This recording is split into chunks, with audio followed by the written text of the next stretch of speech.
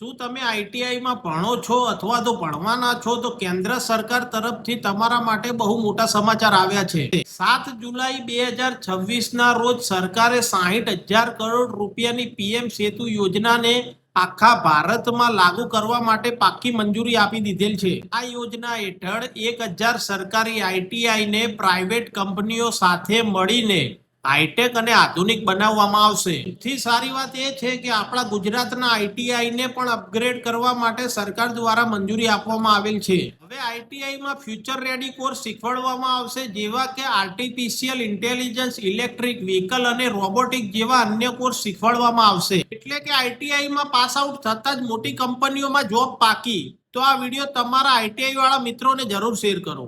જો તમને અમારો આ વિડીયો ગમ્યો અને ફોલો કરવાનું બાકી હોય તો આપણી ચેનલ જનસેવા અપડેટને આજે જ ફોલો કરો। ધન્યવાદ।